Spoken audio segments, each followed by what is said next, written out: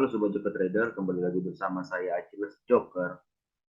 Apa kabar semua Sobat Joker? Saya pikir semoga kita dalam keadaan baik-baik saja, baik dalam kondisi kesehatan dan juga kondisi ekonomi.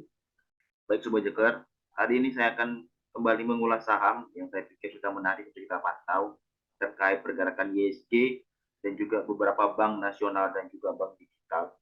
Dan ada juga saham-saham gorengan yang saya pikir layak untuk dipantau minggu ke depan ataupun akan kita serok.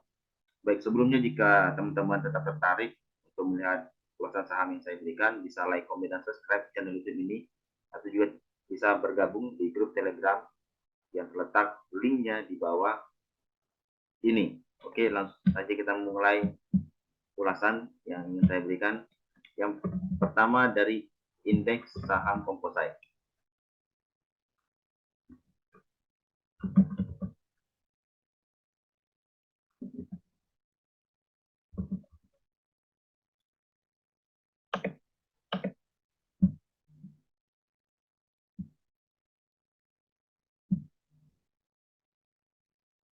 Oke, untuk indeks komposite kita sudah mengalami perlawanan ya.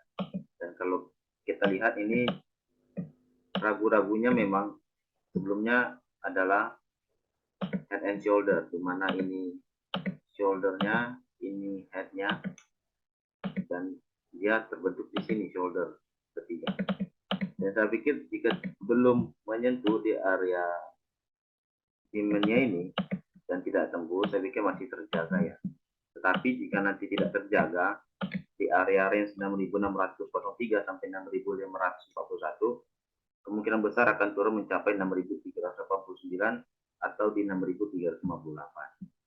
Nah, kita tetap jaga cash yang ada, dan saya pikir itu adalah momentum terbaik, apalagi sekarang sudah mau masuk momentum lebaran. Biasanya fokus-fokusnya saham itu sedang dihindarkan, kecuali ada work from home lagi, WFH, akibat dari COVID.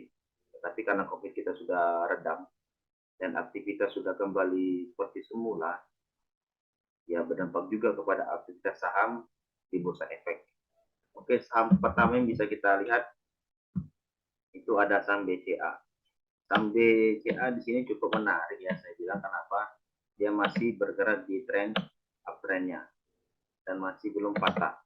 Nah, jika patah, teman-teman bisa ambil entry di area 8.000. Nah, itu bisa jadi range pertama kita. Yang kedua di range 7.650.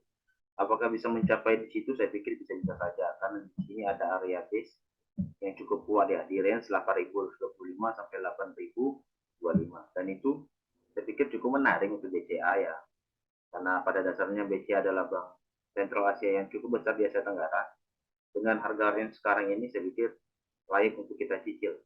Tetapi jika teman-teman ada di harga bawah, minimal di bawah 7.000, saya pikir ya tetap mengantisipasi saja apakah layak di hold ataupun layak tambah di atas. Ataupun kalau mau menambah di atas, paling tidak di dekat range area 6.800 atau di bawah 7.000. Yang kedua, kita akan membahas saham BBNI. Untuk saham BBNI ini cukup menarik juga, kenapa dia masih bergerak di area range uptrendnya. Sudah terbentur beberapa kali, tapi dia masih kuat. Range-nya jika nanti dia patah atau downtrend, bisa di 8.400. Dan juga bisa bergerak di range 8.125. Nah, di sini teman-teman bisa menarik posisi. Kenapa? Karena dia sudah akan exit di tanggal 28 Maret. Itu di 1 minggu ke depan. Nah, teman-teman bisa ambil posisi layak atau tidak untuk diambil dividennya, atau teman-teman yang mengambil angkat dividen atau mengambil entry harga merosot pada saat exit, bisa teman-teman lihat. Dulu BBNI pernah di 8.500 dan langsung turun di 7.900, range-nya hampir 900 turun. Dan saya pikir range sekarang di 9.000 ya bisa-bisa saja turun mencapai 8.125. Nah, bisa teman-teman tarik. Untuk teman-teman sendiri, apakah menarik atau tidak ya? Saya pikir menarik sangat. Selanjutnya kita akan bahas BBRI. BBRI di sini cukup menarik juga saya pikir ya. Kenapa? Posisi uptrendnya itu terus terbatas, selalu mentok. Kenapa? Ada area supply yang cukup kuat di area sini. Nah, jika dia mampu menembus, saya pikir cukup menarik juga. Kenapa? Karena pola yang dibentuk adalah pola cup and handle. Ini cupnya, ini handle-nya. Nah, jika dia mampu patahkan posisinya, saya pikir bisa uptrend mencapai harga 5.400 untuk estimasi kita. Nah, teman-teman bisa ambil posisi. Mengambil posisi di mana? Ketika ingin membeli posisi patah ataupun dia sempat membentuk base dulu di area. Nah, jika dia bisa berhasil membentuk area base dulu, saya pikir sangat menarik untuk BRI. Tapi jika teman-teman ingin menunggu, saya pikir area range 4.680 itu cukup menarik untuk BRI. Selanjutnya kita akan mengulas saham BMRI.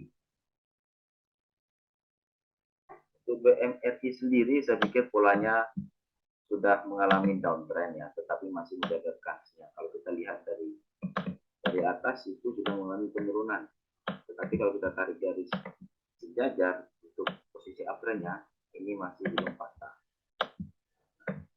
Ini dia sudah berhasil membentuk pola, saya pikir ascending triangle. Upper low-nya tinggal kita tunggu saja. Jika dia berhasil di 9.575, teman-teman bisa ambil posisi atau di 9.600. Tetapi jika dia turun di bawah 9.300, teman-teman bisa ambil posisi cut loss dulu ya. Karena memperhatikan posisi downtrendnya cukup jauh. Kenapa cukup jauh? Saya bilang bisa saja dia di sini karena ada area support dan demand yang sudah pernah terjadi dan terbentuk itu di 8.975 sampai 8.825. Tetapi jika pola ascending ini berhasil dimanfaatkan sebagai posisi uptrend, saya pikir tingkat kenaikannya jika jebol itu bisa mencapai 12.000 untuk BMRI sendiri. Dengan posisi isu dari bank kredit di Amerika, kredit issue itu Silicon Valley yang menarik banyak sekali uang di dalam, ya itu saja berdampak dan dialihkan atau posisi penyimpanan uang karena inflasi tinggi di Amerika.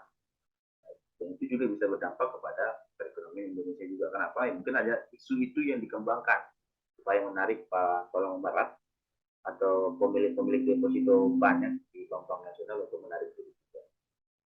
Tetapi saya pikir isu ini tidak menjadi kembangan baik juga di Indonesia karena terbantahkan ya, karena posisi ekonomi kita growth di 5,6% di zamannya Pak Jokowi.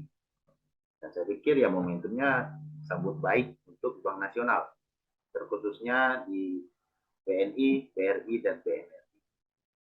Selanjutnya kita membahas bank digital, itu adalah Arto. Nah, posisi Arto di sini teman-teman boleh lihat itu ada swing hammer ya, hampir swing hammer, tetapi dia belum break. Maksudnya swing hammer ini jika dia berhasil membalikan arah posisi dari downtrend menjadi uptrend, minimal dia harus close di atas 2430 minggu depan atau di minggu ini. Kenapa? Kalau kita lihat tren sebelumnya, nah, ini sudah pernah terjadi dan dia bentuk area bisnis cukup lama juga, hampir bulan 12. Dan saya pikir bank digital masih sangat menarik di perekonomian di masa depan. Nah, untuk Bank Arto dengan banyaknya kerjasama dengan Goto dan UMKM di Indonesia ataupun berbasis di digital simpan pinjamnya, saya pikir menarik untuk Bank Jago ini. Secara EMA, moving average harga rata-rata pergerakannya jika dia mampu melewati area 2315 ini, saya pikir cukup menarik. Nah, jadi balik lagi tergantung teman-teman. Tetapi saya pikir tunggu dulu kepastian di angka 2430. Jika mampu bergerak di atas sana, saya pikir sangat menarik untuk saham Arto. Selanjutnya kita ke saham gorengan yang lagi naiknya, lagi hype-nya itu adalah Halo. Nah, Halo di sini kalau kita pakai Fibonacci, dia sudah mencapai batas ya, area 169 adalah area akhirnya harusnya mengalami kenaikan dan itu bisa bisa kita jadikan area base untuk kita demand masuk jika teman-teman tertarik. Tetapi saya pikir saya anjurkan jangan dulu melihat saham halu ini. Kenapa? Ya potensi turun kerasnya juga cukup tinggi. Kenapa? Setiap saham yang mengalami kenaikan yang cukup tinggi secara drastis dan sesaat, kemungkinan besar juga bisa turun dan keras sesaat. Nah, jadi berhati-hati untuk pemilik saham atau teman-teman yang suka gorengan di saham halu. Dan yang terakhir, cuan. Salah satu saham yang dimiliki oleh Pak Prajogo Pangestu atau masih seiringan dengan saham BRPT, dan saya pikir ini juga salah satu saham gorengan yang cukup bisa dilirik dan berbahaya juga. Bagi teman-teman yang tertarik bisa melihat entryan di 530 lah. Kenapa? Kalau kita lihat posisi ini hammer, tetapi dengan posisi candle-nya itu kecil, mengartikan bahwa penjualannya jauh lebih tinggi daripada pembelian. Nah, bisa kemungkinan dia akan menutup gap-gapnya dulu ini. Ada berapa gap ya? Ada di 665 dan di 530. Dan juga ada gap di bawah ini, sangat jauh, itu dia 200. Nah, untuk saham-saham ini saya pikir teman-teman hindari dulu. Tetapi jika teman-teman ingin copet 5% dan 3% sesuai dengan cara trading oleh Sobat Jokro Trader sendiri, ya itu kembali ke pribadi masing-masing. Tapi saya sarankan jangan dulu. Lebih baik kita bisa melirik dari bank BBCA tadi, BNI, BRI, atau dan juga MPPA. Oke, mungkin itu saja ulasan singkat untuk minggu ini. Dan saya pikir ya, saya akan mulai rutin lagi untuk Sobat Jokro Trader kembali aktif di grup saham. Karena saya akan kembali aktif juga untuk memberikan ulasan-ulasan dan analisa-analisa pasar saham yang terbaru dan terupdate. Oke, mungkin itu saja saya kirim.